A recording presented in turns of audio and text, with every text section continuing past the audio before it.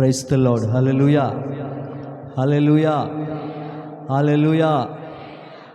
ఆశ్చర్యకరుడు, ఆలోచనకర్త యేసుక్రీస్తు ప్రభు యొక్క నామములో ఈ ఆదివారం కూడా మనం దేవుని సన్నిధికి రావడానికి దేవుడిచ్చిన ఈ మంచి సమయాన్ని బట్టి రెండు చేతులు పైకెత్తి దేవునికి స్తోత్రాలు చెల్లిద్దాం. హల్లెలూయా, హల్లెలూయా, హల్లెలూయా, హల్లెలూయా, హల్లెలూయా. పిల్లరా, చాలా మంచిది. ఎందుకంటే దేవుని సన్నిధికి రావడం మనకెంతో ఆశీర్వాదం. దావీదు ఏమంటాడంటే, దేవా నీ సన్నిధిలో సంపూర్ణ సంతోషము కలదు. కాబట్టి దేవుని సన్నిధిలో సంపూర్ణ సంతోషం కలదు. ఈ సంతోషం లేక ఎంతోమంది ఆ సంతోషం కోసమే ఎంతో డబ్బును ఖర్చు పెట్టి సంతోషం కొనుక్కోవాలని చెప్పి చాలామంది మందు త్రాగడం, చాలామంది సినిమాలకు వెళ్ళడం, చాలామంది విహారయాత్రలకు వెళ్ళడం, చాలామంది పార్కులకి, బీచ్లకి, రకరకాలైన స్థలాలకి వెళ్ళడానికి కారణం ఏమిటంటే వారికి సంతోషం కావాలని. అంటే దాని అర్థం ఏంటంటే వారికి మనశ్శాంతి లేదు అని దాని అర్థం. చెప్పండి. వారికి ఏమి లేదు? మనశ్శాంతి లేదు.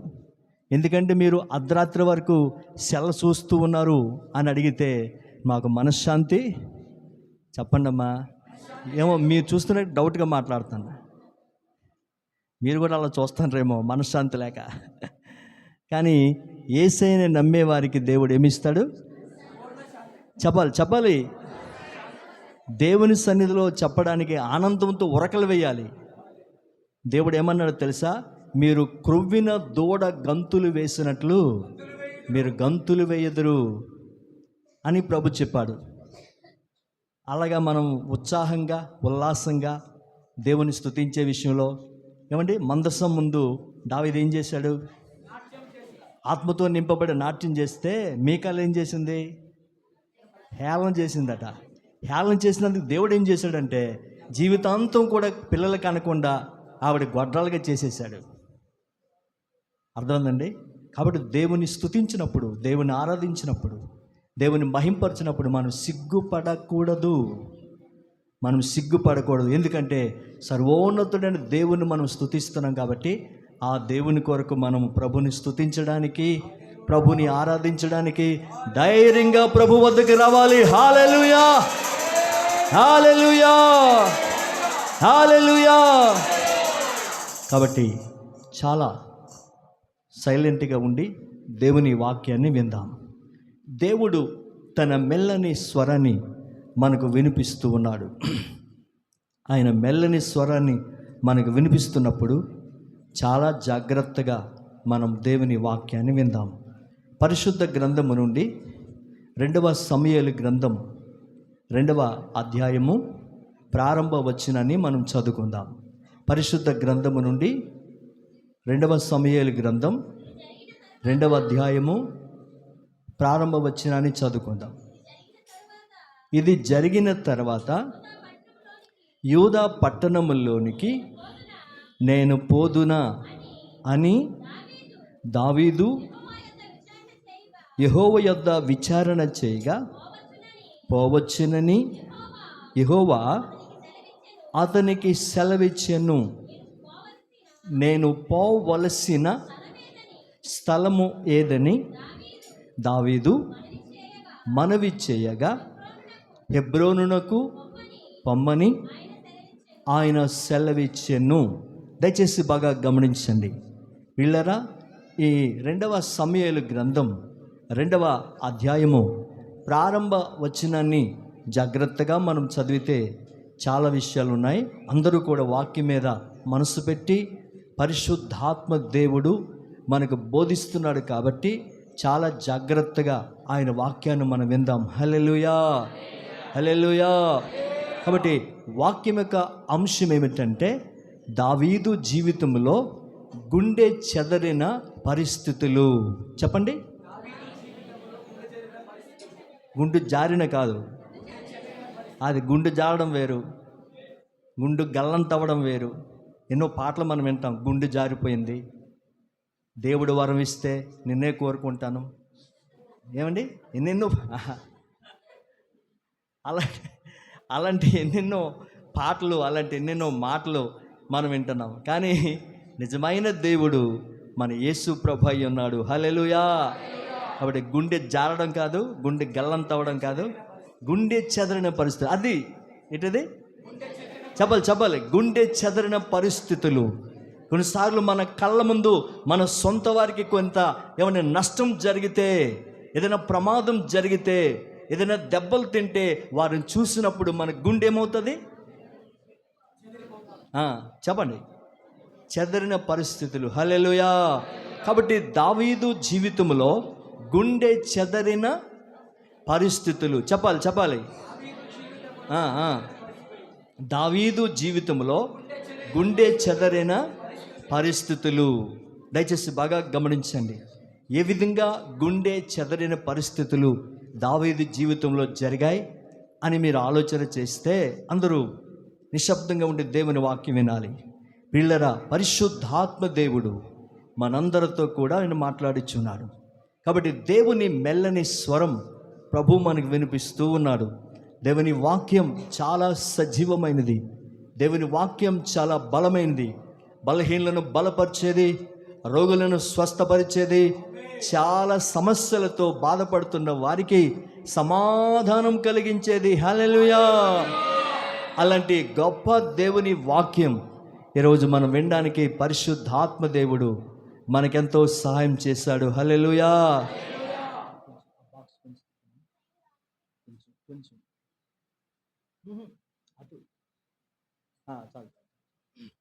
కాబట్టి ఇలాంటి పరిస్థితుల్లో దేవాది దేవుడు దావీదు జీవితంలో ఏం చేశాడు అని మనం ఆలోచన చేద్దాం. మన అంశం ఏమిటి?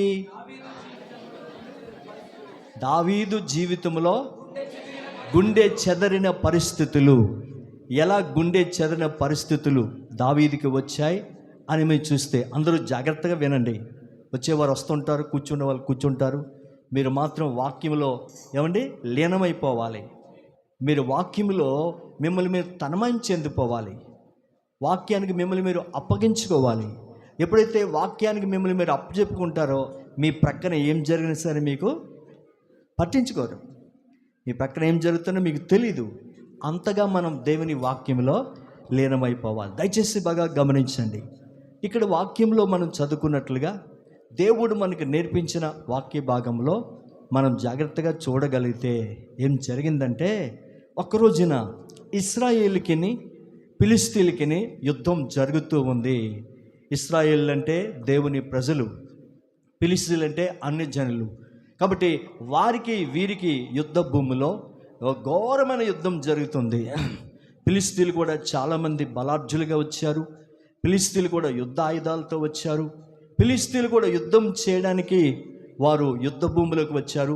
వారితో కూడా యుద్ధం చేయడానికి దేవుని ప్రజలైన ఇశ్రాయేలు కూడా యుద్ధ భూమిలోనికి వచ్చారు. హల్లెలూయా. యుద్ధ భూములకు వచ్చి అక్కడ యుద్ధ భూమిలో యుద్ధం జరుగుతున్న సమయంలో అందరూ జాగ్రత్తగా వినండి. ఏం జరిగిందో తెలుసా? ఇశ్రాయేలు అని చెప్పబడిన దేవుని ప్రజలైన ఇశ్రాయేలీలు వారి జీవితంలో ఏం జరిగిందంటే, యుద్ధానికి వారు వెళ్ళారు, కానీ ఆ యుద్ధంలో ఇశ్రాయేల్లో చాలామంది చనిపోయారు. ఇజ్రాయెల్లో చాలామంది ఎవరి భయపడి పారిపోయారు. ఇజ్రాయెల్లో చాలామంది ఓడిపోయారు. కాబట్టి ఇదే జరగడమే కాదు కానీ అప్పుడు సమయంలో ఇశ్రాయేలుకు రాజు ఎవరంటే సౌలు కూడా ఏం జరిగిందంటే, సౌలు కూడా చనిపోయాడు యుద్ధంలో.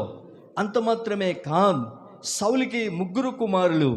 ఆ 3 కుమారులు ఎవరంటే, సౌలు కుమారుడు యోనాతాను, రెండవది అబినాదాబు, మూడవది మెల్కుషువ. ఎంతమంది? ఒకటి యోనాతాను, రెండవది అబినాదాబు, మూడవది మెల్కుషువ. ఈ 3 కూడా సౌలు కుమారులు. వారు సామాన్య మనుషులేమీ కాదు, వారు చాలా బలవంతులు, వారు యుద్ధ నైపుణ్యత కలిగిన వారు. కత్తి తిప్పగలరు, డాలు విసరగలరు, ఈటె విసరగలరు. కాబట్టి యుద్ధ అభ్యాసము కలిగిన వారు సౌలు కుమారులు. కాబట్టి సౌలు చనిపోయాడు. సౌలు కుమారులైన ముగ్గురు కూడా గిల్బోవా పర్వతం మీద వారు కూడా ఫిలిష్తీ చేతిలో హతులు అయిపోయారు. దేవుని స్తోత్రం, హల్లెలూయా. అంటే ఇజ్రాయేలుకు బలము అని చెప్పబడిన బలం పోయింది. ఇజ్రాయేలుకు బలార్జులందరూ కూడా గిల్బోవా పర్వతం మీద హతులైపోయారు. అందరూ కూడా చనిపోయారు. ఇక యుద్ధం చేసేవారు ఎవరు లేరు. ఇక యుద్ధంలో నిలబడిన వారు ఎవరు లేరు. అంత ధైర్యశాలి ఎవరు లేరు. మేము యుద్ధం చేస్తాము, ఫిలిష్తీయులు ఓడేస్తాము అనే చెప్పేవారు ఎవరు లేరు. ఈ పరిస్థితులన్నీ చూసినప్పుడు దావీదుకి ఏమనిపించింది? చెప్పాలి దావీదుకి ఏమనిపించింది? గుండె చెదరిన పరిస్థితులు అయిపోయాయి. ఎందుకంటే ఇజ్రాయేల్ ఎవరు? దేవుని ప్రజలు. కాబట్టి దావీదు ఎవరు? దేవునికి సంబంధించిన వాడు.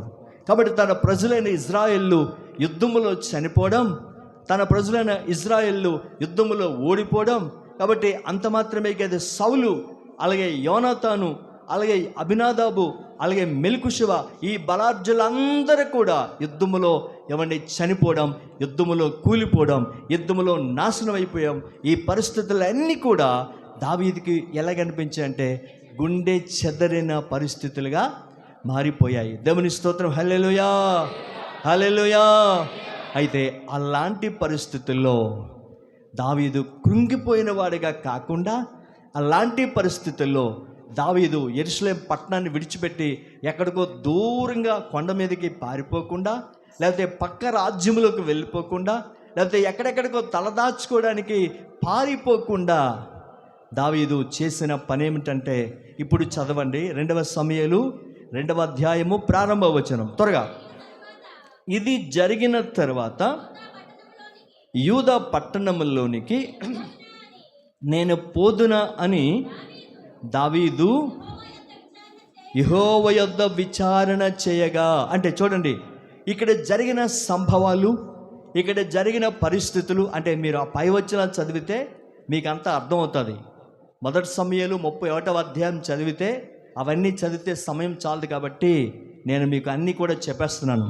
1 సమూయేలు 31వ అధ్యాయం చదివితే అక్కడ ఫిలిష్తీయులకి ఇజ్రాయేలుకి జరిగే యుద్ధము, సౌలు కుమారులు గిల్బోవా పర్వతం మీద చనిపోయాడు, ఆ మరణ పరిస్థితులు, ఇజ్రాయేల్ అందరూ కూడా మిగిలిన వారు పారిపోయే పరిస్థితులు, ఇవన్నీ జరిగాయి. కాబట్టి ఈ 2వ అధ్యాయం వచ్చేసరికి దావీదుకు ఎలా అనిపించింది?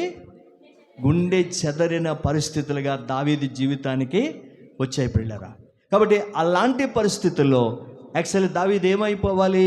కృంగిపోవాలి. అలాంటి పరిస్థితుల్లో దావీదు ఏమైపోవాలి? భయపడి పారిపోవాలి, లేకపోతే ఎక్కడో తలదాచుకోవాలి, లేకపోతే ఎక్కడో నాకెందుకులే అని చెప్పి మౌనంగా ఉండిపోవాలి. కానీ దావీదు అలా ఉండిపోలేదు. ఏం చేశాడంటే, మొట్టమొదటిగా దేవుని దగ్గర ఏం చేశాడంటే విచారణ చేశాడు. హల్లెలూయా, హల్లెలూయా. అంటే ఈ మాటను బట్టి మనకేం అర్థం అవ్వాలంటే, ప్రతికూల పరిస్థితుల్లోనూ దేవుని వెంబడించుట అని దాని అర్థం. చెప్పండి. ప్రతికూల పరిస్థితుల్లోనూ దేవుని వెంబడించుట, అది నిజమైన క్రైస్తవ్యం. ఒక భక్తుడు, ఒక నీతి కలిగిన వ్యక్తి, ఒక క్రైస్తవుడు, నిజమైన క్రైస్తవుడు, నిజమైన భక్తి కలిగిన వాడు కష్టాలు ఎదురైనప్పుడు, సమస్యలు ఎదురైనప్పుడు, శోధనలు ఎదురైనప్పుడు, గుండె చెదరిన పరిస్థితులు మన జీవితంలోకి వచ్చినప్పుడు భయపడి పారిపోవడం కాదు కానీ, లేకపోతే తల వంచుకొని సిగ్గుపడి ఉండడం కాదు కానీ, లేకపోతే భయపడి ఎక్కడో తలదాచుకోవడానికి ఎక్కడికో వెళ్ళిపోవడం కాదు కానీ, దావీదులాగా ఏం చేయాలంటే ప్రతికూల పరిస్థితుల్లోనూ కూడా దేవుని వెంబడించుట. హల్లెలూయా, హల్లెలూయా.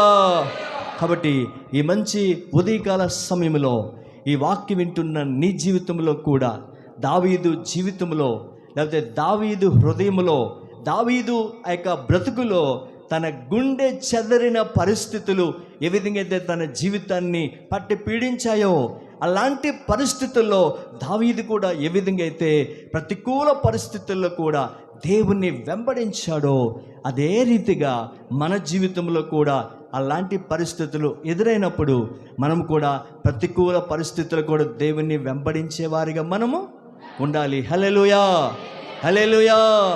కాబట్టి ప్రతికూల పరిస్థితి అంటే కష్టం వచ్చినప్పుడు, ప్రతికూల పరిస్థితి అంటే అనారోగ్యం వచ్చినప్పుడు, ప్రతికూల పరిస్థితి అంటే ఏమంటే అవమానం వచ్చినప్పుడు, నష్టాలు వచ్చినప్పుడు, జీవితంలో ప్రమాదాలు ఎదురైనప్పుడు, ఇవన్నీ కూడా ఎలాంటివంటే ప్రతికూల పరిస్థితులు. అనుకూల పరిస్థితులు కాదు. అనుకూల పరిస్థితులు అంటే అన్ని మేలు జరగడం, అన్ని లాభాలు రావడం, అనుకున్నది అన్నీ జరిగిపోవడం, ఇదట అనుకూల పరిస్థితులు. అయితే ప్రతికూల పరిస్థితులు అంటే ఏమిటి? జరిగినా జరగకపోయినా, ఇచ్చినా ఇవ్వకపోయినా, ఉన్నా లేకపోయినా, దీన్ని ఏమంటే ప్రతికూల పరిస్థితులు అంటారు. ఈ ప్రతికూల పరిస్థితుల్లో మనం కూడా దావీదులాగా ఏం చేయాలంటే దేవుణ్ణి వెంబడిస్తూ ఉండాలి. హల్లెలూయా, చెప్పాలి హల్లెలూయా, హల్లెలూయా. కాబట్టి దావీదు ఏ విధంగా అయితే దేవుని కొరకు ఏమండి ధైర్యంగా ఉండడానికి, ప్రతికూల పరిస్థితుల్లో కూడా దేవుని వెంబడించడానికి దావీదు తన జీవితాన్ని ఎలాగైతే దేవుని కొరకు ప్రతిష్టపరుచుకున్నాడో అదే రీతిగా మనం కూడా మన జీవితంలో ఎదురైతున్న ప్రతి పరిస్థితుల్లో కూడా మనం కూడా దేవుని కొరకు దావీదులాగా మనం కూడా దేవుని వెంబడించేవారిగా మనము ఉండాలి. కాబట్టి దేవుని మార్గం అనేది ఇది మనకు పూలబాట కాదు. చెప్పాలి ఏ బాట? పూలబాట కాదు. ఏమండి మనకి సన్మానం చేసేది కాదు. ఏమండి మనకు మెచ్చుకునేది కాదు. కొన్నిసార్లు అవమానాలు వస్తాయి, కొన్నిసార్లు శ్రమలు వస్తాయి, కొన్నిసార్లు ఇబ్బందులు వస్తాయి, కొన్నిసార్లు నష్టాలు వస్తాయి. అన్నిటికీ తట్టుకొని నిలబడినవాడే నిజమైన క్రైస్తవుడు. ఆమేన్, హల్లెలూయా, హల్లెలూయా. కాబట్టి పరలోకానికి ప్రవేశించాలంటే, పరలోక పట్టణంలోనికి వెళ్ళాలంటే శ్రమ పడితే కానీ, శ్రమ అనుభవిస్తే కానీ ఆ పరలోకాన్ని మనం స్వతంత్రించుకోలేము. కాబట్టి పరలోకం వెళ్ళడం అంత సులభమేమీ కాదు. పరలోకం వెళ్ళడం అంత ఈజీ ఏమీ కాదు. పరలోకం వెళ్ళడం అంటే చాలా కష్టం. అందుకే ప్రభు చెప్పాడు, నా మార్గము ఇరుకైన మార్గము. చెప్పండి, లోక మార్గం విశాలమైన మార్గము. విశాలమైన మార్గం అంటే అక్కడ నువ్వు ఎలా జీవించినా నిన్ను అడిగేవారు ఎవరు లేరు. నువ్వు త్రాగినా, నువ్వు ఇష్టానుసారంగా జీవించినా, నువ్వు ఇష్టానుసారంగా మాట్లాడినా, నువ్వు ఇష్టానుసారంగా బ్రతికినా, నీకు వచ్చిన జీతాన్ని వ్యర్థంగా ఖర్చు పెట్టినా నిన్ను అడిగే వ్యక్తులు ఎవరు లేరు. ఎందుకంటే అది విశాలమైన మార్గము. కానీ ఇది ఇరుకైన మార్గము. ఎందుకు ఇరుకైన మార్గం అంటే అన్ని కష్టాలు, అన్ని బాధలు, అన్ని ఇబ్బందులు. కాబట్టి మనము స్వేచ్ఛగా జీవించడానికి లేదు. దేవుడు చెప్పినట్లుగా బ్రతకాలి, కానీ మనం అనుకున్నట్లుగా జీవించే జీవితం ఇది కానే కాదు. హల్లెలూయా, హల్లెలూయా. కాబట్టి ఈ మంచి ఉదయకాల సమయంలో దేవాది దేవుడు మనతో మాట్లాడుచున్నాడు. కాబట్టి దావీదు జీవితంలో గుండె చెదరిన పరిస్థితులు దావీదు మీదకి వచ్చినప్పుడు అవి కృంగిపోలేదు, లేకపోతే భయపడి పారిపోలేదు, లేకపోతే ఎక్కడో తలదాచుకోలేదు. అయితే అలాంటి పరిస్థితుల్లో కూడా ఏమంటే ప్రతికూల పరిస్థితుల్లో కూడా దేవుణ్ణి ఏం చేశాడు? వెంబడించాడు. దేవుని వెంబడించాడు అని ఎలా చెప్పగలమంటే దేవుని దగ్గర విచారణ చేస్తూ ఉన్నాడు. ప్రభువా, నా ప్రజలైన ఇశ్రాయేలీయులు యుద్ధములో హతులైపోయారు.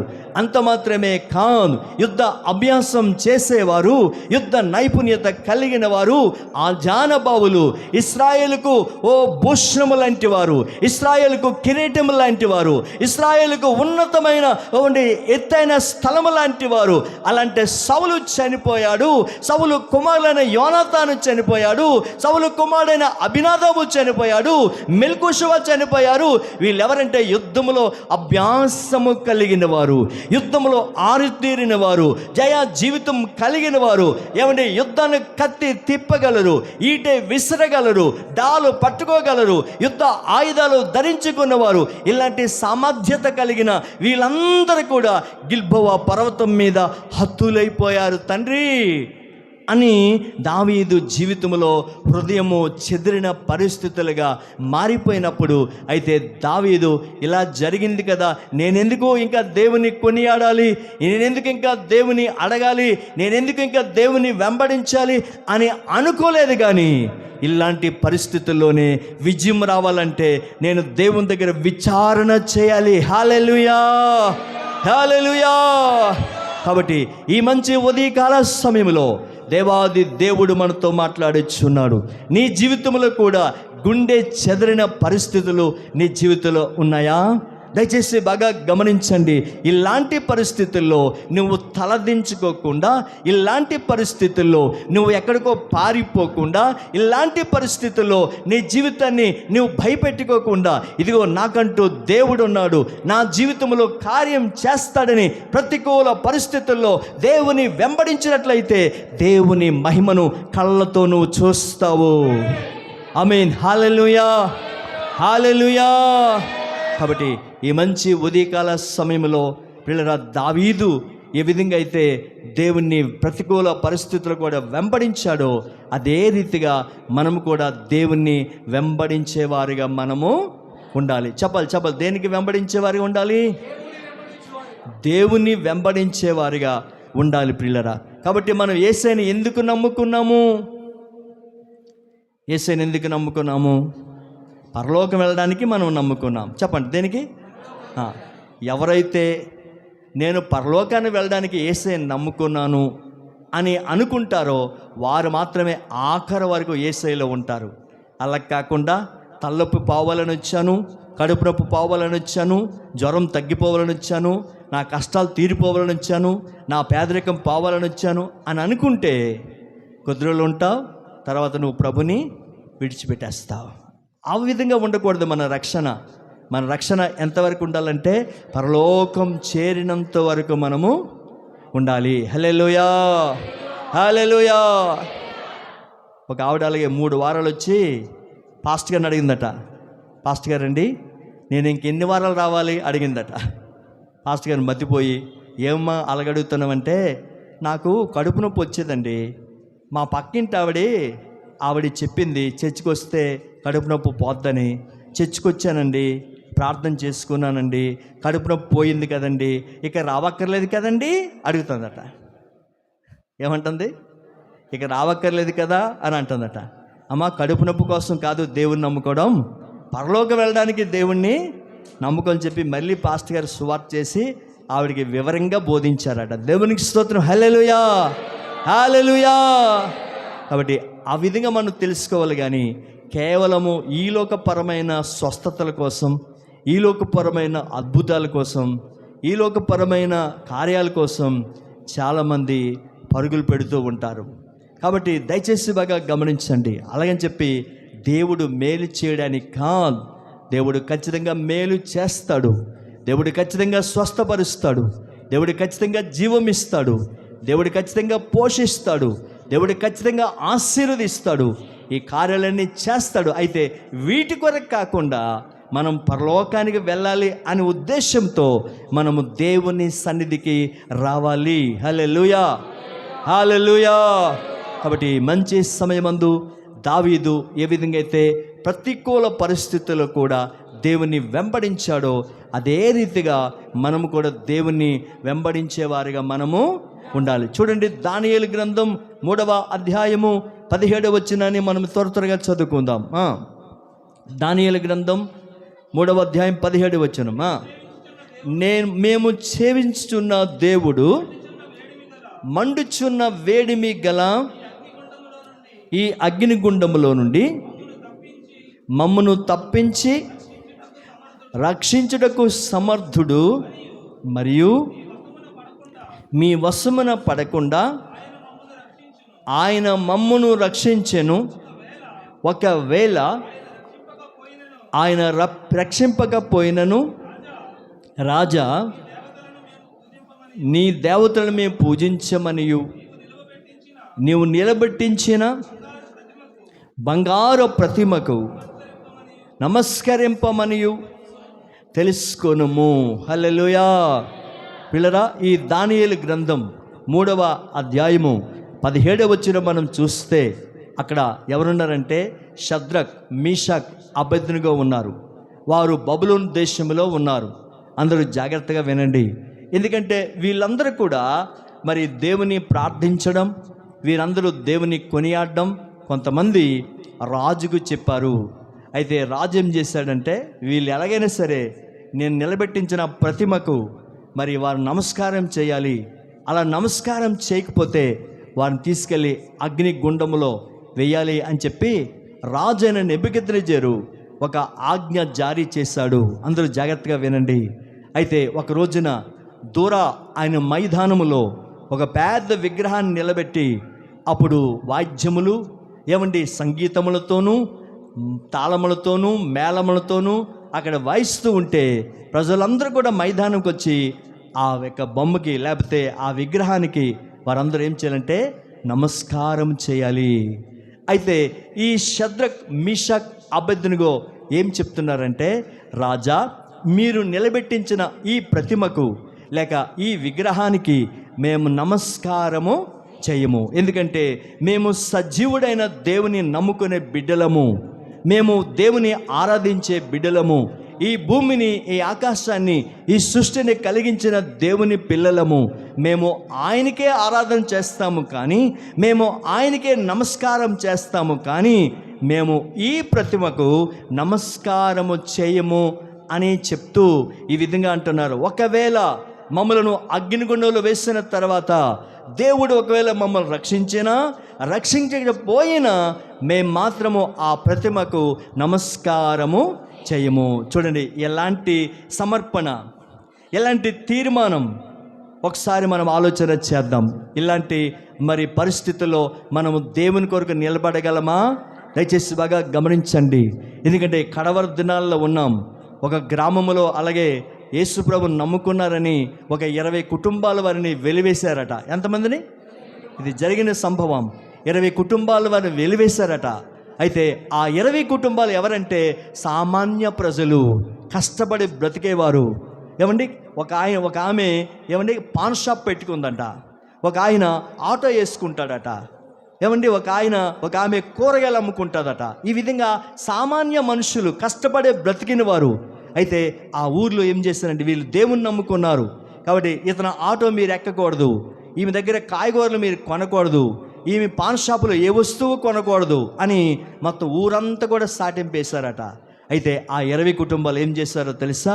మేము చావైనా బ్రతుకైనా మేము యేసును విడిచిపెట్టము.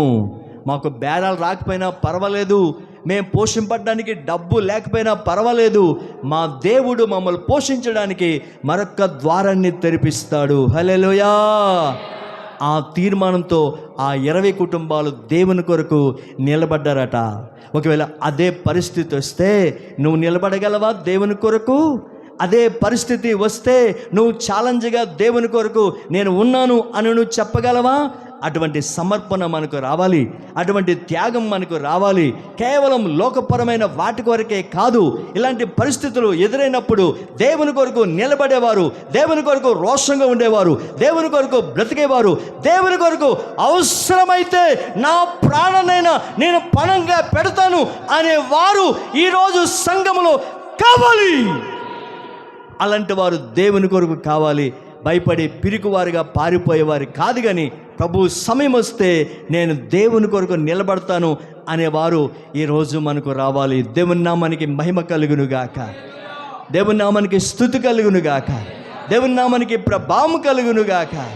కాబట్టి ఆ విధంగా మనము దేవుని కొరకు బ్రతికేవారిగా ఉండాలి. కానీ మనము లోకంతో రాజీ పడిపోయేవారిగా మనము ఉండకూడదు. దేవునికి స్తోత్రం, హల్లెలూయా. కాబట్టి గొప్ప రక్షణ మనం పొందుకున్నాం. చూడండి, చావ అనేది మనం క్రైస్తవుడిగున్నా తప్పదు, మనము అన్యుడిగున్నా తప్పదు, మనం ముస్లింగా ఉన్నా తప్పదు, మనం సిక్కు మతం, జైన మతం, ఈ భారతదేశంలో కొన్ని మతాలు ఉన్నాయి. ఏ మతంలో ఉన్నా చావు అనేది తప్పదు. బ్రతికేది అబద్ధం, చచ్చేది నిజం. కాబట్టి చావు అనేది తప్పదు. కాబట్టి నిత్యత్వం అనేది పైన ఉంది. కాబట్టి అక్కడికి మనం చేరుకోవాలి. కాబట్టి ఇక్కడ చనిపోతే ఏముంది, ఇక్కడ బ్రతికితే ఏముంది. కాబట్టి ఆ బ్రతుకు ఈ బ్రతుకు కాదు. ఎక్కడి కోసం మనం బ్రతుకు? పరలోకము కోసం. హల్లెలూయా, హల్లెలూయా. కాబట్టి అదే తీర్మానంతో ఈరోజు మనం దేవుని కొరకు నిలబడే వారంగా మనం ఉండాలి. భయపడి పారిపోయేవారిగా మనం ఉండకూడదు. కాబట్టి దేవుని ప్రజలారా, మనం పొందుకునే రక్షణ కొరకు యేసుక్రీస్తు ప్రభులు వారు తన ఎంతో త్యాగం చేసి తన పవిత్రమైన రక్తాన్ని మన కోసం ధారపోసాడు. కాబట్టి ఆ రక్తం చేత మనమందరం కూడా కడగబడి ఈరోజు సంఘములో మనం చేర్చబడ్డాం. కాబట్టి ప్రభు కోసం మనం నిలబడేవారిగా ఉండాలి. ప్రభు కోసం మనం నిలబడేవారిగా ఉండాలి. ప్రభు కోసం మనం గెలిచేవారిగా ఉండాలి. ప్రభు కొరకు మనం మాట్లాడేవారిగా ఉండాలి. సమయం వచ్చినప్పుడు పారిపోయేవారిగా కాకుండా, సమయం వచ్చినప్పుడు జారిపోయేవారిగా కాకుండా, సమయం వచ్చినప్పుడు పడిపోయేవారిగా కాకుండా, సమయం వస్తే దేవుని కొరకు నిలబడేవారంగా మనం ఉండాలి. దేవుని స్తోత్రం. హల్లెలూయా, హల్లెలూయా, హల్లెలూయా. కాబట్టి అలాంటి రోజుల్లో మనం ఉన్నాం. ఎందుకు విషయాలు చెప్తాను తెలుసా? అలాంటి రోజుల్లో మనం ఉన్నాం. కాబట్టి మనం భయపడే, అందుకే మనం పిరికుతనం కలిగే ఆత్మను దేవుడు మనకి ఇవ్వలేదు. మనకి ఎలాంటి ఆత్మ ఇచ్చాడంటే శక్తియు ప్రేమయు ఏమండి ఇంద్రియ నిగ్రహం కలిగిన ఆత్మను దేవుడు మనకిచ్చాడు. హల్లెలూయా. దయచేసి బాగా గమనించండి. ఇంద్రియ నిగ్రహం అంటే ఏమిటో తెలుసా? మనస్సును కట్టుకునే ఆ యొక్క సమయం, లేక మనసును అదుపులో పెట్టుకునే ఆ యొక్క అవకాశం దేవుడు మనకి ఇచ్చాడు. కాబట్టి చూసిందల్లా మనసు బారేసుకోవడం కాదు, కానీ ఆ చూసినప్పుడు ఇది వాక్యానుసారం కాదు, ఇది వాక్యానుసారమైంది కాదు, ఇది దైవికమైన సంబంధం ఉంది కాదు అని మనస్సును మళ్లించుకోవడమే అది ఇంద్రియ నిగ్రహము అని దాని అర్థం. కడవ దినాల్లో మనం ఉంటున్నాం కాబట్టి మన మనస్సును మన అదుపులో చెప్పాలి, మన మనస్సును మన అదుపులో పెట్టుకోవాలి. దయచేసి బాగా గమనించండి. కోరికలే గుర్రాలైతే వాళ్ళు పట్టుకునే వాళ్ళు లేరు. గుర్రం మన మాట వినాలంటే మాటతో అది వినదు, కర్రతో అది వినదు. అయితే మన చేతిలో ఏముండాలి? కళ్ళెం ఉండాలి. ఆ కళ్ళెమే దేవుని వాక్యం. ఆ కళ్ళెమే దేవుని వాక్యం. ఆ వాక్యం చేత మనం త్రిప్పబడాలి, ఆ వాక్యం చేత సరించబడాలి, ఆ వాక్యం చేత మనం గుణపరచబడాలి. గ్లోరీ, హల్లెలూయా, హల్లెలూయా, హల్లెలూయా, హల్లెలూయా, హల్లెలూయా, హల్లెలూయా. కాబట్టి దేవుని ప్రజలారా, దేవుని సన్నిధానంలో ఉన్న ప్రతి వారు కూడా జాగ్రత్తగా మనం దేవుని వాక్యం మనం విందాం. కాబట్టి మన వాక్య అంశమేమిటి? దావీదు జీవితంలో గుండె చెదరైన పరిస్థితులు. అయితే అలాంటి పరిస్థితుల్లో దావీదు ఏం కాలేదు అంటే కృంగిపోలేదు, భయపడి పారిపోలేదు, ఏం జరుగుతుందని చెప్పి జ్వరం పెట్టుకోలేదు. కొంతమంది చూడండి, ఏం జరుగుతుందని జ్వరం పెట్టించుకుంటారు కొంతమంది. ఆ జ్వరం ఎప్పటికీ తగ్గదు. మామూలు జ్వరం అయితే తగ్గుతుంది, కానీ ఏమంటే బెంగ పెట్టుకున్న జ్వరం అయితే చెప్పండి జ్వరం బెంగ పెట్టుకునే జ్వరం అయితే అది ఎప్పటికీ తగ్గదు. కాబట్టి ఆ జ్వరం పోవడానికి ఏమంటే మందులు వాడినా, ఇంజక్షన్లు వాడినా ఆ జ్వరం తగ్గే ప్రసక్తి లేదు. హల్లెలూయా, హల్లెలూయా. కాబట్టి దేవుని ప్రజలారా, మనం దేవుని కొరకు దావీదులాగా మనం నిలబడాలి. ఎన్ని పరిస్థితులు ఉన్నా, మన గుండె చెదరిన పరిస్థితులు ఎన్ని ఉన్నా, మన ప్రభు ఉన్నాడు. కాబట్టి ప్రభుని బట్టి ధైర్యంగా మనం నిలబడాలి. కాబట్టి నిలబడినప్పుడే దేవుని కార్యాలు మనం చూస్తాం. కాబట్టి ఒకటి, ప్రతికూల పరిస్థితుల్లో దావీదు దేవుణ్ణి వెంబడించాడు. ఒకటి. రెండవది, అదే వచ్చిన మనం చూద్దాం. అదే 2వ సమూయేలు 2వ అధ్యాయము ప్రారంభ వచ్చిన మరొకసారి చదువుదాం. చదువుమా. యూదా పట్టణములోనికి నేను పోదునా అని దావీదు యెహోవా యొద్ద విచారణ చేయగా పోవచ్చునని. ఆమేన్, హల్లెలూయా. ఇది రెండవది. మనం చూస్తే మన భాషలో ఏం చెప్పొచ్చు అంటే దేవుని చిత్తాన్ని అడిగి తెలుసుకొనుట. చెప్పండి. అది ఇప్పుడు దావీదు దేవుని దగ్గర అలాగ అడుగుతున్నాడంటే దావీదు ఏం చేస్తున్నాడు? దేవుని చిత్తాన్ని అడిగి తెలుసుకుంటున్నాడు. చెప్పాలి, ఏం చేస్తున్నాడు? దేవుని చిత్తాన్ని అడిగి తెలుసుకుంటున్నాడు. చాలామంది జీవితంలో విఫలమైపోవడానికి, వివాహాలు కూడా విఫలమైపోవడానికి, ఏమండి కొన్ని అవకాశాలు చేజార్చుకోవడానికి, కొంతమంది జీవితం విఫలమైపోవడానికి, కొంతమంది బ్రతుకులు నాశనం అయిపోవడానికి గల కారణం ఏమిటంటే దేవుని చిత్తాన్ని అడిగి వారు చెప్పాలి దేవుని చిత్తాన్ని వారు అడిగి తెలుసుకోరు. బాగుంది కదా అనుకుంటారు, అందంగా ఉన్నారు కదా అనుకుంటారు. ఏమండి, నేను ఒక క్రిస్టియన్ పెళ్ళికి వెళ్ళాను. వెళ్ళిన తర్వాత పెళ్ళి అయిపోయింది. నెల తర్వాత వాళ్ళ తాలూకు మనుషులు కలిశారు. మన వాళ్ళు ఎలాగున్నారని అడిగితే మన వాళ్ళు ఇంకేముండే విడాకులు అయిపోయి అంటున్నారు వాళ్ళు. ఏంటట, అదేంటది, పెళ్ళి నెల అయింది కదంటే ఏమిటండి, మరి అమ్మాయి అబ్బాయి మాట విందంట, నా ఇష్టం నేను విన్నంటుంది, నీకేం తక్కువ నేను డిగ్రీ చదివాను అంటుంది. కాబట్టి ఇలాంటి పరిస్థితులు బట్టి అమ్మాయికి అబ్బాయికి కుదరట్లేదు కాబట్టి వాళ్ళకి ఏమయ్యారు, విడాకులు తీసుకున్నారట. అలాంటి రోజులు పిల్లలు వచ్చేసాయి. ఎందుకు విషయం చెప్తాను తెలుసా, నా చిన్నతనంలో ఒక్కసారి వివాహం జరిగితే ఇంకా 100 సంవత్సరాల వరకు కూడా ఏమండి ఆ బంధం అనేది ఎలా ఉండేది, వేడని బంధంలాగా ఉండేది.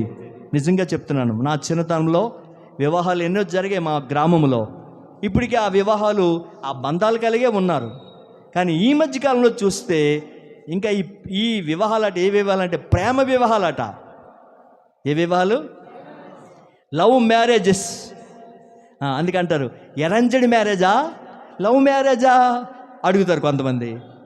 ఏ మ్యారేజు, లవ్ మ్యారేజా అరేంజ్డ్ మ్యారేజా? లవ్ మ్యారేజ్లో త్వరగా పెళ్ళి అవుతే త్వరగా విడిపోతారు. అరేంజ్డ్ మ్యారేజ్ అయితేనే జీవితంతో నిలబడుతుంది.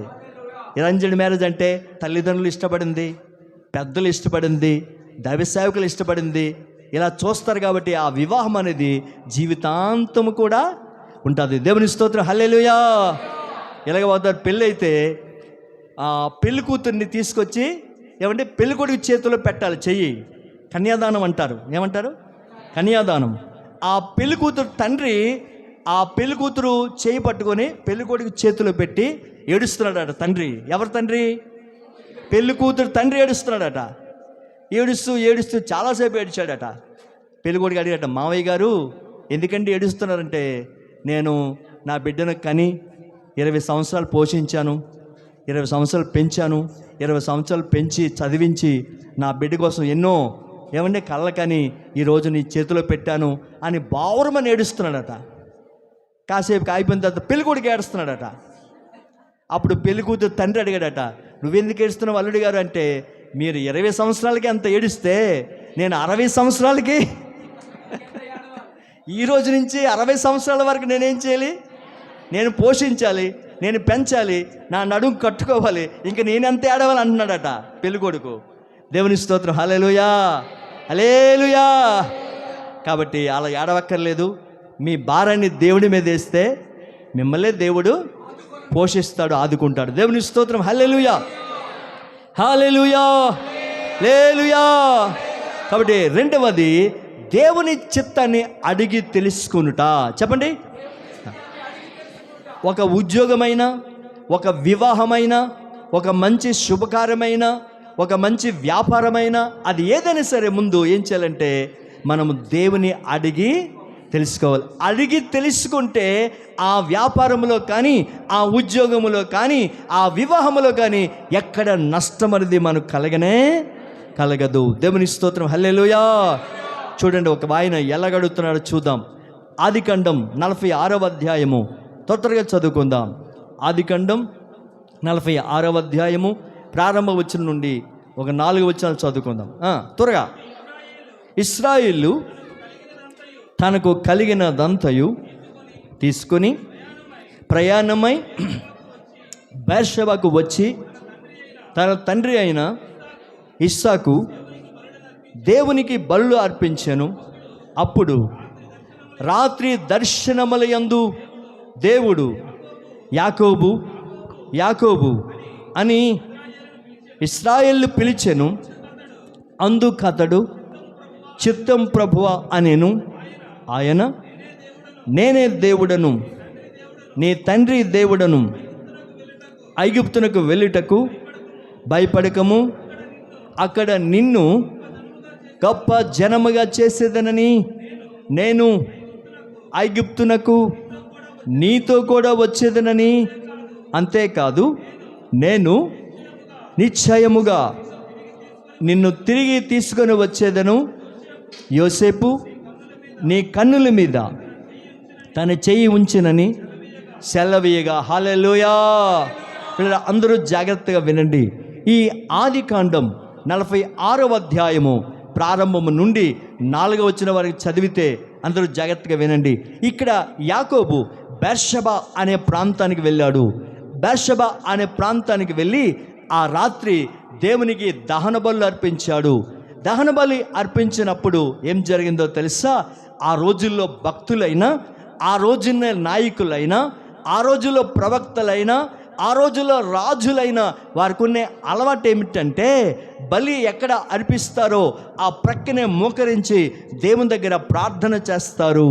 కాబట్టి ఎంతోమంది భక్తులు, అబ్రహాం కూడా బలి అర్పించిన తర్వాత ప్రార్థన చేసేవాడు, సొలొమోను కూడా బలి అర్పించిన తర్వాత ప్రార్థన చేసేవాడు. ఇక్కడ యాకోబు కూడా బలి అర్పించిన తర్వాత మోకరించి ప్రార్థన చేస్తూ ఉన్నాడు. దయచేసి బాగా గమనించండి. అయితే ఆ రాత్రి ఏం జరిగిందో తెలుసా? యాకోబు ప్రార్థన చేస్తూ ఉంటే ఒక దర్శనం కనిపించింది. అందరూ జాగ్రత్త వినండి. కల వేరు, దర్శనం వేరు. కొంతమంది కళను దర్శనంగా చెప్తారు, దర్శనాన్ని కళగా చెప్తారు. కళ అంటే మనం నిద్రపోయి వచ్చేటప్పుడు వచ్చేదాన్ని కళ అంటారు. దర్శనం అంటే మనం మెలకువగా ఉండి మోకరించి ప్రార్థన చేస్తుండగా దేవుడు కొన్ని దృశ్యాలు చూపిస్తాడు, దానిని దర్శనం అంటారు. హల్లెలూయా. దర్శనం అంటే మనం మెలకుగా ఉండి మోకరించి మన బాహ్య నేత్రలు మూసుకొని మనం ప్రార్థన చేస్తూ ఉంటే దేవుడు ఒక దృశ్యాన్ని చూపిస్తాడు. ఆ దృశ్యమే దాన్ని దర్శనం అంటారు. ఇక్కడ కూడా యాకోబు బెర్షెబాలో ఏం చేశాడో తెలుసా? అక్కడ దహన బలులు అర్పించాడు. అర్పించిన ప్రక్కనే మోకరించి అక్కడ యాకోబు ప్రార్థన చేస్తూ ఉన్నాడు. ప్రార్థన చేస్తూ ఉంటే దేవుడు దర్శనంలో కనిపించాడు. ఎవరికి? యాకోబుకి. యాకోబు ఏమని ప్రార్థన చేస్తున్నాడు తెలుసా? ప్రభువా, ఇదిగో నేను ఐగుప్తు దేశానికి వెళ్ళాలి అనుకుంటున్నాను.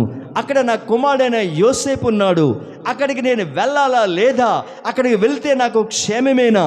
అక్కడికి వెళ్తే నేను నెమ్మదిగా ఉంటానా? అక్కడికి వెళ్తే నాకు ఆశీర్వాదం కలుగుతుందా? అక్కడికి వెళ్తే నేను పోషింపబడతానా అని ఇక్కడ యాకోబు ప్రార్థన ద్వారా దేవుణ్ణి ఏమడుగుతున్నాడు? అది దేవుని చిత్తమా కాదని యాకోబు ఇక్కడ ప్రార్థన ద్వారా దేవుణ్ణి అడుగుచున్నాడు. హల్లెలూయా, హల్లెలూయా. అది సరైన దేవుని చిత్తము.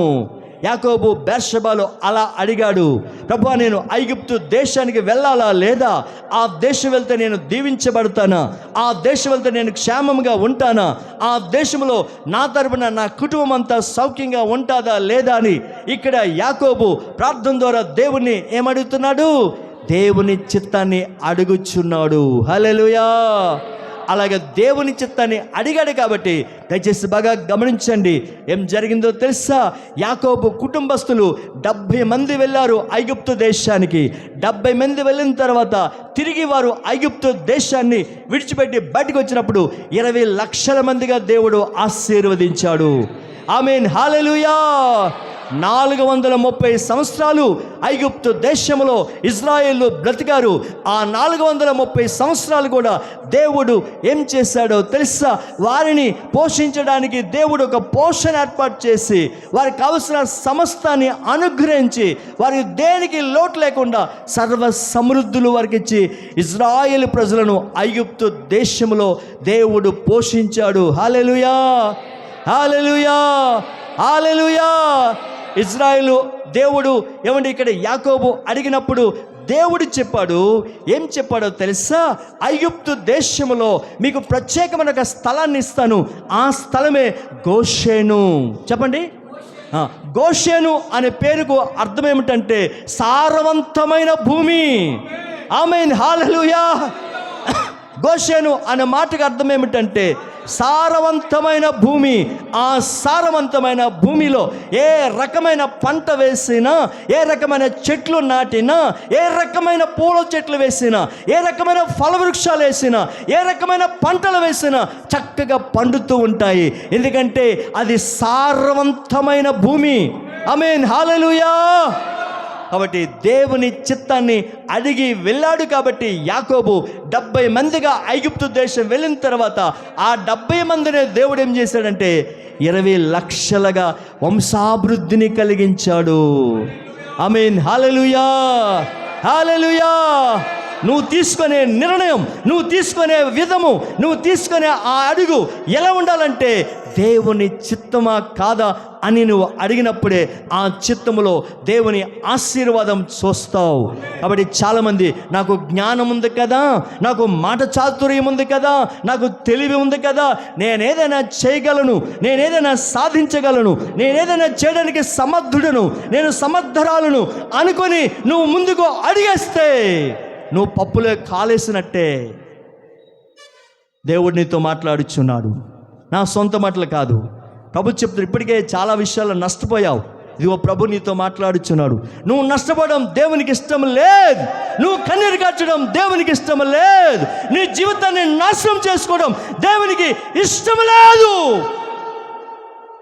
అందుకే నువ్వు చేసే ముందు ఏం కావాలి? దేవుని చిత్తాన్ని అడిగి తెలుసుకోవాలి. అప్పుడే నీ జీవితం విజయవంతంగా సాగుతుంది, నీ జీవితం ఆశీర్వాదకరంగా ఉంటుంది, నీ జీవితంలో ఫలభరితం అనేది చూస్తావు. దయచేసి జాగ్రత్తగా మనం ఆలోచన చేద్దాం. కాబట్టి ఇక్కడ దావీదు కానీ యాకోబు కానీ వీళ్ళందరూ కూడా ఏం చేశారంటే దేవుని చిత్తాన్ని అడిగి వారు తెలుసుకున్నారు. అందుకే వారి జీవితాలు విజయవంతంగా సాగాయి.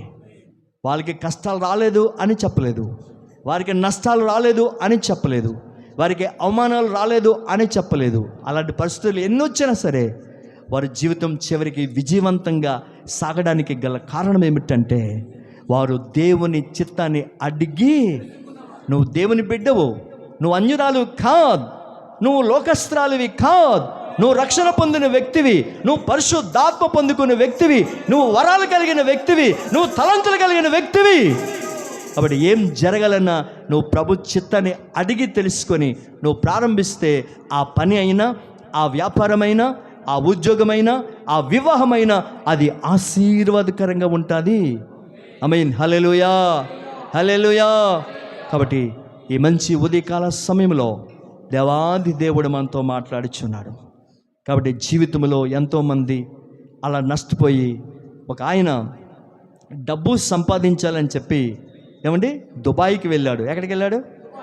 దుబాయ్కి వెళ్ళాడు. ఇక్కడ భార్యను బిడ్డలు వదిలిపెట్టేస్తాడు, అక్కడికి వెళ్ళాడు. డబ్బు సంపాదించాలనుకున్నాడు, డబ్బు బాగా సంపాదించాడు. చివరికి దుబాయ్లోనే ఇంకొక ఆమెతో అక్రమ సంబంధం పెట్టుకున్నాడు. ఆ సంపాదించిన డబ్బంతా కూడా ఆవిడికే దారిపోసేశాడు. చివరికి ఇండియాకు రాలేక, దుబాయ్లో బ్రతకలేక ఉరి పెట్టుకొని ఆ దుబాయ్లోనే చనిపోయాడు. ప్రియా తల్లి, నా ప్రియమైన వాళ్ళరా, ఎందుకు విషయం చెప్పానంటే డబ్బు శాశ్వతమైనది కాదు, లోక సంబంధమైన సంపద అది శాశ్వతమైనది కాదు. ఈరోజు నీ ఆత్మీయ క్షేమ స్థితి ఎక్కడ దేవుడు ఉండమన్నాడో అక్కడికి ఉండు, అంతేగాని ఇక్కడ రాబడి సరిలేదు, ఇక్కడ బ్రతకడం చాలా కష్టంగా ఉంది, ఇంకొక దగ్గరికి వెళ్ళి మేము బ్రతుకుతాం, ఇంకో దగ్గరికి వెళ్ళి మేము జీవిస్తాం, అక్కడైతే ఇద్దరు భార్యాభర్తలు చేయొచ్చు, రెండు చేతులుండా డబ్బు తెచ్చుకోవచ్చు అని అనుకుంటారు. డబ్బు వస్తుంది కానీ మీకు సమాధానం ఉండదు, డబ్బు వస్తుంది కానీ మీకు నెమ్మది ఉండదు, డబ్బు వస్తుంది మీ జీవితంలో ఆశీర్వాదం ఉండదు. ఆశీర్వాదం డబ్బు ఎవడికి కావాలండి? నెమ్మది లేని డబ్బు ఎవడికి కావాలండి? నీ అక్కర్లు తీర్చలేని డబ్బు ఎవడికి కావాలండి? దేవుడు ఉంటే నీ అక్కర్లు తీరుతాయి, కానీ డబ్బు వల్ల నీ అక్కర్లు ఏమీ తీరవు. హల్లెలూయా. కాబట్టి దేవుడు ప్రధానం, కానీ ఈ లోక సంబంధమైన సంపద డబ్బు ప్రాముఖ్యమైనది ఏమీ కానే కాదు. కాబట్టి దేవుని ప్రజలారా, నీ ఆత్మక్షేమాన్ని, నీ ఆత్మ అభివృద్ధి, నీ ఆత్మ అభివృద్ధి క్షేమం కోసం దేవుడు ఎక్కడైతే నిన్ను పెట్టాడో ఆ స్థలంలో ఉంటే అది నీ క్షేమం. నీ ఆత్మీయంగా నువ్వు ఎదుగుతావు, నువ్వు బలపరచబడతావు. ఎక్కడ వాక్యం ఖండిస్తారో, ఎక్కడ వాక్యం గద్దిస్తారో, ఎక్కడ వాక్యం సరిచేస్తారో అక్కడ ఉంటేనే మన జీవితానికి ఆశీర్వాదం ఉంటుంది. నిన్ను పొగిడేవారు, నిన్ను గొప్ప చేసేవారు, నిన్ను పైకెత్తేవారు ఉంటే ఏదో నేను కింద పడేస్తారు. ఈరోజు నేను పొగిడితే ఒకరోజు నేను కింద పడేస్తాడు. అక్కడే కాదు, చూడండి, మనం అక్కడక్కడ గార్డెన్ చూస్తాం. ఆ గార్డెన్లో కొన్ని మొక్కలు ఎలా ఉంటాయో తెలుసా? చాలా అందంగా ఉంటాయి. ఎందుకంటే ఆ గార్డెన్లో ఉండే వాచ్మ్యాన్ తోటమాలి ఏం చేస్తాడంటే ఆ మొక్కలు చక్కగా పెరగడానికి కత్తిరి పట్టుకొని ఏం చేస్తాడు? అందంగా కట్ చేస్తాడు. అందంగా కట్ చేసి వాటికి నీళ్లు పోస్తాడు. అందంగా కట్ చేసి వాటికి ఎరివేస్తాడు. నీళ్లు పోసి ఎరివేసిన కారణం బట్టి ఆ గార్డెన్లో ఉన్న మొక్కలు ఎలా ఉంటాయి? చాలా అందంగా ఉంటాయి. కారణం ఏంటో తెలుసా? అక్కడ ఉండే వాచ్మెన్, అక్కడ ఉండే కట్టర్ ఏం చేస్తాడంటే వాటిని కత్తిరించి సరైన రీతిలో పెంచుతాడు. కాబట్టి అవి చూడడానికి చాలా అందంగా ఉంటాయి. చూడండి, పెంచిన మొక్కలు వేరు, పెరిగిన మొక్కలు వేరు. రోడ్డు పక్కన ఎన్నో మొక్కలు ఉంటాయి పెరిగినవి, వాటికి అడ్డు ఆపు ఉండదు, ఎలా పడితే అలా పెరిగిపోతాయి, చూడడానికి అంత అందంగా ఉండవు. కానీ పెంచిన మొక్కలకి పెరిగిన మొక్కలకి చాలా తేడా కనిపిస్తుంది. హల్లెలూయా! సంఘములో ఉండే బిడ్డలు పెంచిన మొక్కలు లాంటి వారు, బయట ఉన్నవారు పెరిగిన వాటి వారు. కాబట్టి దయచేసి బాగా గమనించండి. దేవుని వాక్యములో మనం ఎదిగినప్పుడు పరసంబంధమైన ఆశీర్వాదాలు మనం ఎన్నో పొందుకుంటాం. హల్లెలూయా! హల్లెలూయా! కాబట్టి దావీదు జీవితంలో ఏమంటే గుండె చెదరిన పరిస్థితులు, చెప్పండి, ఏవో అంటున్నారు, అంతేగాని ఆ స్వరం రావట్లేదు. ఇంకా టైం అయిపోలేదు కదా అండి, టైం అయిపోతే నీరసం అయిపోతాం మనం. కాబట్టి దేవుని స్తోత్రం. హల్లెలూయా! హల్లెలూయా! కాబట్టి దావీదు జీవితంలో గుండె చెదరిన పరిస్థితులు, ఆ పరిస్థితుల్లో దావీదు ఏం చేశాడు? ఒకటి, ప్రతికూల పరిస్థితుల్లో దేవుని వెంబడించుట. రెండవది, దేవుని చిత్తాన్ని అడిగి తెలుసుకొనుట. మూడో మాట చెప్పి నేను ముగిస్తాను. మూడో మాట చూద్దాం, అదే ఒకసారి చదవండి. 2 సమూయేలు, నేను పోవలసిన స్థలం మీదని దావీదు మనవి చేయగా హెబ్రోనుకు పొమ్మని ఆయన సెలవిచ్చెను. అంటే మన భాషలో చెప్పాలంటే మూడవ మాట ఏమాటంటే దేవుడు చూపిన ప్రాంతానికి వెళ్ళుట. చెప్పండి, అది దేవుడు చూపిన ప్రాంతానికి వెళ్ళుట. చూడండి, దావీదు తన ఇష్టం మీద తను వెళ్ళిపోలేదు, కానీ తను ఏ స్థలానికి వెళ్ళాలో, తను ఏ గ్రామానికి వెళ్ళాలో, తను ఏ ప్రాంతానికి వెళ్ళాలో, తను ఏ పట్టణానికి వెళ్ళాలో ముందు ఇక్కడ దేవుని ఏం చేస్తున్నాడు? అడుగుతున్నాడు. ప్రభువా, నేను ఏ ప్రాంతానికి వెళ్ళాలంటే ప్రభు చెప్తున్నాడు, హెబ్రోనుకి వెళ్ళు అని చెప్తున్నాడు దేవుడు. హల్లెలూయా! హల్లెలూయా! అంటే ఇక్కడ దేవుడు చూపించిన ప్రాంతానికి ఇక్కడ దావీదు ప్రయాణము చేస్తున్నాడు. కాబట్టి దేవుడు చూపించిన ప్రాంతానికి ఇక్కడ ప్రయాణము చేస్తున్నాడు దావీదు. అందుకే హెబ్రోను అనే ప్రాంతానికి వెళ్ళిన తర్వాత అక్కడ హెబ్రోన్లో దావీదు తను చాలా ఆశీర్వదింపబడ్డాడు. ఆ అధ్యాయాలు చదివితే మనకు చాలా వివరంగా ఉంది. అక్కడ దావీదు అంతగా అభివృద్ధి పొందడానికి, తనకు బిడ్డలు గొప్పవారు అవ్వడానికి, తన రాజ్యం వర్ధిల్లడానికి, తర్వాత రెండవ రాజుగా ఏమంటే పట్టాభిషేకం పొందుకోవడానికి దేవుడు దావీదుకి ఎన్నో యోగ్యతలు ఇచ్చాడు. హల్లెలూయా! హల్లెలూయా! ఎన్నో యోగ్యతలు ఇచ్చాడు. ఎన్ని యోగ్యతలు ఇచ్చాడు? చాలా యోగ్యతలు ఇచ్చాడు. చెప్పుకోవడానికి చాలా ఉన్నాయి. దయచేసి బాగా గమనించండి. ఇంతగా దేవుడు దావీదును అభివృద్ధిపరచడానికి, ఇంతగా దేవుడు దావీదును ఆశీర్వదించడానికి మూడవ కారణం ఏమిటంటే దావీదు దేవుడు చూపించిన ఆ ప్రాంతానికి దావీదు వెళ్ళాడు. కాబట్టి దేవుడు చూపించిన ప్రాంతం ఏమిటంటే అది హెబ్రోను. చెప్పండి, హెబ్రోను. హెబ్రోను అంటే పరిశుద్ధత కలిగిన స్థలము అని దాని అర్థం. చెప్పండి. అంటే ఇప్పుడు దావీదు ఎక్కడున్నాడు? పరిశుద్ధత కలిగిన స్థలములో ఉన్నాడు. అదే రీతిగా మనం కూడా పరిశుద్ధత కలిగిన స్థలములో ఉంటే మనకెంతో క్షేమం. కాబట్టి చూడండి, లోకమంతా కూడా పాపం ఉంది. పరిశుద్ధత కలిగిన స్థలం ఏదంటే దేవుని మందిరం. హల్లెలూయా! దేవుని మందిరములో ఎంత ఎక్కువగా ఉంటే అంత ఆశీర్వాదం మనం పొందుకుంటాం. దేవుని మందిరములో ఎంత ఎక్కువగా ఉంటే అంత ఆనందం పొందుకుంటాం. ఎందుకో తెలుసా?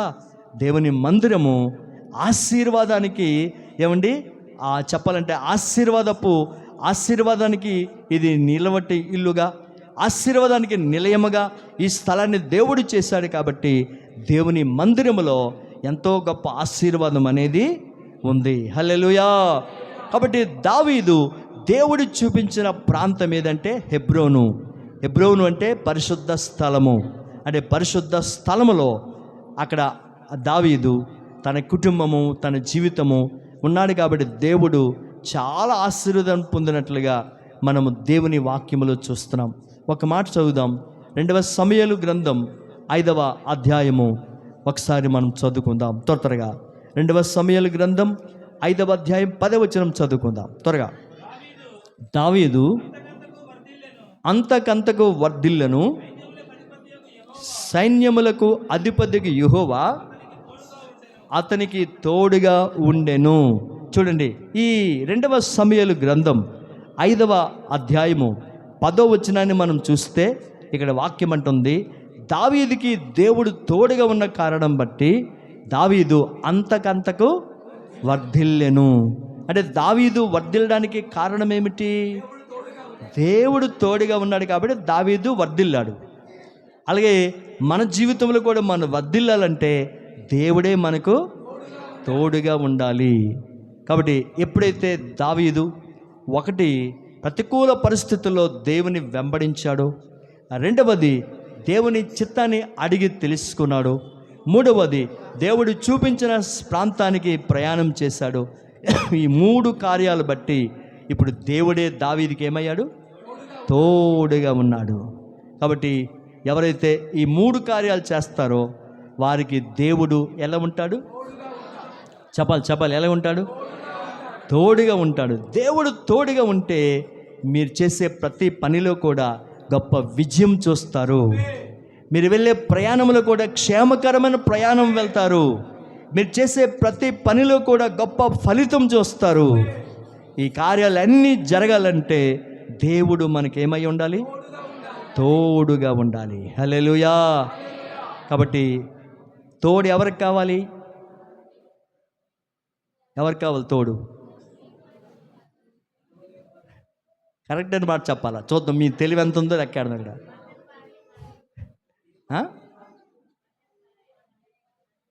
తోడు భయపడే వారికి తోడు కావాలండి. అయ్యో స్వామి, ఎవరు తోడు కావాలి? భయపడే వారికి తోడు కావాలి. దేవుని స్తోత్రం, హల్లెలూయా. కాబట్టి ఎవరైతే భయపడుతున్నారో వారికి ఏం కావాలి? తోడు కావాలి. ఎవరు తోడు కావాలి? దేవుని తోడు కావాలి. దేవుని స్తోత్రం, హల్లెలూయా. అలాగే ఒక ఆయన రోజు ప్రార్థన చేసేవాడు, ప్రభువా నా తోడురా, నా తోడురా, నా తోడురా అని ప్రార్థన చేసేవాడట. ఎవరు? ఒక ఆయన. వాళ్ళు చెప్పి ఉదయాన్నే మళ్ళీ ప్రార్థన చేశాడు, ప్రభువా నేను బయటికి వెళ్తున్నాను, నా తోడురా అని ప్రార్థన చేసి వెళ్ళిపోయి సినిమా హాల్లో దూరిపోయాడట. యేసయ్య ఆ గేటు దగ్గరికి వెళ్ళి గేటు దగ్గర ఆగిపోయాడట. సరే అని చెప్పి మళ్ళీ రాత్రి ఈయనకి అలవాటేటి, నేను పడుకుంటున్నా నా తోడురా ప్రభువా, నేను పడుకుంటున్నా నా తోడురా ప్రభువా, నేను పడుకుంటున్నా నా తోడురా ప్రభు అని అడుగుతాడట. మళ్ళీ ఎవరిని? దేవుడు ఇచ్చాడట, ఒరే నువ్వు ఉదయం ఎంత పని చేసావురా, ఉదయం నన్ను తోడు రమ్మన్నావు, నేను వెనకాతలే వచ్చాను, చివరికి నువ్వేమైపోయావు? సినిమా థియేటర్లోకి వెళ్ళిపోయావు, నేను బయట గేటు దగ్గర ఉండిపోయినా అన్నాడట. అవును ప్రభువా, నిజంగా వచ్చావు ప్రభువా, నిజంగా వచ్చానురా, నేను అబద్ధికుడిని కాదు కదా, నేను మాట మార్చడానికి అబద్ధికుడిని కాదు, కాబట్టి నేను మాట ఇచ్చానంటే ఖచ్చితంగా మాట నెరవేరుస్తాను, కాబట్టి నేను తోడుగా వచ్చాను. ప్రభువా, అయితే నిజంగా నేను ప్రార్థన చేస్తున్నంటే నాతో కూడా ఉన్నావని చెప్పి ఆ రోజు నుంచి సినిమా హాల్కి వెళ్ళడం మానేశాడట. దేవుని స్తోత్రం, హల్లెలూయా. కాబట్టి మీరు ప్రయాణం వెళ్ళేటప్పుడు, ఏమంటే మీరు ఫంక్షన్కి వెళ్ళేటప్పుడు, కొంతమంది ఏమంటే ఫంక్షన్కి వెళ్ళి వచ్చి తలనొప్పి వచ్చిందనుకో, అమ్మో ఎవరో దిష్టి పెట్టేశారు, అది ఎవడో చిల్లంగి పెట్టేశాడు, ఇదిగో తలనొప్పి వచ్చేస్తుంది, ఎవడో దిష్టితో చూసేశాడు అని చాలామంది బాధలు పడిపోతుంటారు. కాబట్టి ఆ బాధ అంతా లేకుండా ఉండాలంటే మీరు ఫంక్షన్కి వెళ్ళే ముందు ఏం చేయాలి? అది ప్రభువా, నేను ఫంక్షన్కి వెళ్తున్నాను, నేను వివాహానికి వెళ్తున్నాను, నేను ప్రయాణం వెళ్తున్నాను, నేను ఉద్యోగానికి వెళ్తున్నాను, నేను వ్యాపారానికి వెళ్తున్నాను, నాతో కూడా నీ తోడు రా ప్రభువా, నాతో రా ప్రభువా అని మీరు అడిగితే ఖచ్చితంగా యేసయ్య వచ్చి తీరుతాడు. ఆయన వస్తే, ఆయన నీతో కూడా ఉంటే ఎంత ప్రమాదం వచ్చినా సరే, ఒకవేళ బస్సు మీదకి వచ్చినా, లారీ అలాగ వచ్చినా, ఆ లారీ బస్సులో తోసేస్తాడు అలాగా. అవునండి, దేవుడు గొప్ప శక్తిమంతుడు, ఆయన చాలా పవర్ కలిగిన వాడు. ఏ పవరు? Almighty God. ఎవరో మెగా పవర్ అంటున్నారు, అంతకంటే పవర్ కలిగిన వాడు యేసయ్య. మెగా పవర్ కంటే కొన్ని కోట్ల రెట్లు పవరు కలిగిన వాడు యేసయ్య. దేవుని స్తోత్రం. హల్లెలూయా, హల్లెలూయా, హల్లెలూయా. చేపల ప్రార్థన కూడా దేవుడు విన్నాడట. ఎవరి ప్రార్థన? ఒక 2 చేపలు ప్రార్థన చేస్తున్నాడు. ప్రభువా, ఈరోజు మమ్మల్ని ఎవరు కొనకూడదు, ఈరోజు ఎవరికి కూరకు మేము వెళ్ళకూడదు అని 2 చేపలు. చూడండి ఎంత అద్భుతం. చూడండి, మీకు ఇప్పుడు అనిపిస్తా చేపల ప్రార్థన దేవుడు విన్నాడా, అది మా ప్రార్థన కూడా వింటాడని. ఆ చేపలు ప్రార్థన చేస్తున్నాడు. ఏమని? ఈరోజు మమ్మల్ని ఎవరు కొనకూడదు ప్రభువా, మేము ఎవరి నోటికి వెళ్ళకూడదు ప్రభు ప్రార్థన చేస్తున్నాడట. తీర ఒక ఆయన వచ్చి చేపలు కొనేసాడట. ఆ 2 చేపలను. ఆ చేపలు అనుకుంటున్నాడు, అది కొనేసాడు. ఒక చేప అంటుంది, ఇంకేట అయిపోయింది మన పని. నోర్మి అలాగే అనుకో. మనం ఏం చేస్తాం? అది చెప్పా, మనం ఏం చేస్తాం? నమ్ము నువ్వు, దేవుడు ఏదో అద్భుతం చేయబోతున్నాడు. ఏమన్నాడు?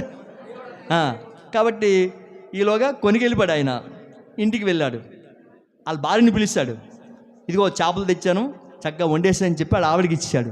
సరే అని చెప్పి ఆవిడ ఇక కూర తయారు చేద్దామని చెప్పి తీసుకొని అది డెక్సాలో వేసి ఆమె కొంచెం బయట పెట్టి, ఈలో బయట పెట్టే సమయంలో ఏమంటే మేఘాలు వచ్చి వర్షం పడడానికి సిద్ధంగా ఉందట. ఈలోగా ఒక చేప అంటుందట, అయిపోయింది ఇంకేముంది. ఈలోగా ఆవిడ కత్తిపేట తీసుకొస్తుంది. చెప్పనా ఏమవుద్ది? ఆవిడ కత్తిపేట తీసుకొస్తుంది. కత్తిపేట తీసుకొచ్చి పొలుసు అంతా చెక్కేస్తుంది. తర్వాత ముక్కలు కోసేస్తుంది. ఇంకేముంది, మనం కూర అయిపోతాం అంటుందట. ఒకటి చప్ నోర్మి. ఏం చేస్తాం మనం? అది చెప్పు గడిచబా. ఏం చేస్తాం మనం? ప్రార్థన చేస్తాం, నమ్ము దేవుణ్ణి అన్నదట. అయితే ఏం జరిగింది తెలుసా? ఈలోగా ఆవిడ ఆ డేక్సర్ అక్కడ పెట్టి బయట పెట్టి వర్షం పడుతుంది. కత్తిపేట ఇంకా తేలేదులే. ఇక వర్షం మేఘాలు వస్తున్నాయి, వర్షం పడుతుంది. వర్షం పడితే బట్టలు ఆ స్లాబ్ మీద ఉన్నాయట. సరే ఆ బట్టలు తెచ్చేసి తర్వాత ఈ చేపల సంగతి చూద్దామని చెప్పి చేపలు అక్కడ పెట్టేసి ఈవిడ బట్టల దాడి మేడబెగ్గి వెళ్ళిపోయిందట.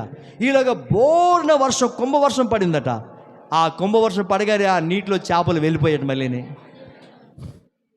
అప్పుడు ఆ చేప అంటుందట, ఏమంది నేను చెప్పానా?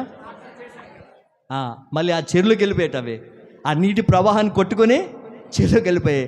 ఆ రోజు ప్రమాదం వాటికి తప్పిపోయిందట. కారణం ఏంటి?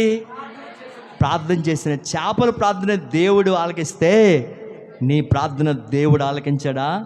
నీ కన్నీటి ప్రార్థన దేవుడు ఆలకించాడా? నీ ప్రార్థనకు దేవుడు జవాబు ఇవ్వడా? ఖచ్చితంగా ఇస్తాడు. హల్లెలూయా. నువ్వు చేసే ప్రార్థన మీద నీకు నమ్మకం ఉండాలి. నువ్వు చేసే ప్రార్థన మీద నీకు విశ్వాసం కలగాలి. అప్పుడే దేవుడు అద్భుతమైన కార్యాలు దేవుడు జరిగిస్తాడు. దేవుని నామానికి మహిమ కలుగునుగాక, దేవుని నామానికి స్తుతి కలుగునుగాక. కాబట్టి వాక్యం యొక్క అంశం ఏమిటి? దావీదు జీవితంలో గుండె చెదరిన పరిస్థితులు, అలాంటి పరిస్థితుల్లో కూడా దావీదు ఏం చేశాడు? ప్రతికూల పరిస్థితుల్లో దేవుని వెంబడించాడు. రెండవది, దేవుని చిత్తాన్ని అడిగి తెలుసుకున్నాడు. మూడవది, దేవుడు చూపించిన ప్రాంతానికి వెళ్ళాడు. ఈ 3 కార్యాలు బట్టి దావీదే దేవుడికి ఏమై ఉన్నాడు? తోడుగా ఉన్నాడు. కాబట్టి 2వ రాజుగా 12 గోత్రాలకి ఏకచక్రాధిపతిగా సింహాసనం మీద కూర్చొని పట్టాభిషేకం తీసుకొని ఏమండి ఇంచుమించు 40 సంవత్సరాలు రాజ్యపాలన చేశాడు దావీదు. ఆమేన్, హల్లెలూయా. కాబట్టి అలాంటి కృంగిపోయిన దావీదికి, అలాంటి గుండె చెదరిన దావీదికి దేవుడు ఏం చేశాడంటే సింహాసనం మీద కూర్చొని బట్టి ఏకచక్రాధిపతిగా 40 సంవత్సరాలు 12 గోత్రాల వారిని పరిపాలించడానికి దేవుడు అట్టి ఆధిక్యత దేవుడు దావీదుకి ఇస్తే ఈరోజు నీ జీవితాన్ని కూడా తల ఎత్తుకునే వారిగా దేవుడు చేస్తాడు. మోడి బారిన జీవితాలను చిగురింప చేయగలన సమర్థుడు.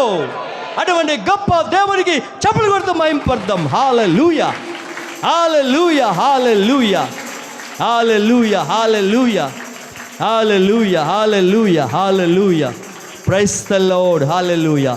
అటువంటి గొప్ప దేవుడు మనకున్నాడు. కాబట్టి ఈరోజు గుండె చెదరిన పరిస్థితిలో నీవున్నా కృంగిపోకుండా, వేసారిపోకుండా, జారిపోకుండా, పడిపోకుండా, పారిపోకుండా, ఇదిగో ప్రభువా దావీదుకు తోడుగున్న దేవుడా నాకు కూడా తోడుగా ఉండు ప్రభువా, నా జీవితాన్ని కూడా ఫలింపచ్చే ప్రభు అని ప్రభు దగ్గర అడిగితే ఖచ్చితంగా దేవుడు అన్యాయస్తుడు కాదు, దేవుడు చేతగానివాడు కాదు. నీ జీవితాన్ని చిగురింప చేయడానికి, నీ బ్రతుకును అభివృద్ధిపరచడానికి దేవుడు గొప్ప కార్యం చేస్తాడు. దయచేసి కళ్ళు మూసుకుందాం. ఒక్కసారి లేచి నిలబడదాం, కళ్ళు మూసుకొని లేచి నిలబడదాం. హల్లెలూయా, ప్రైజ్ ది లార్డ్.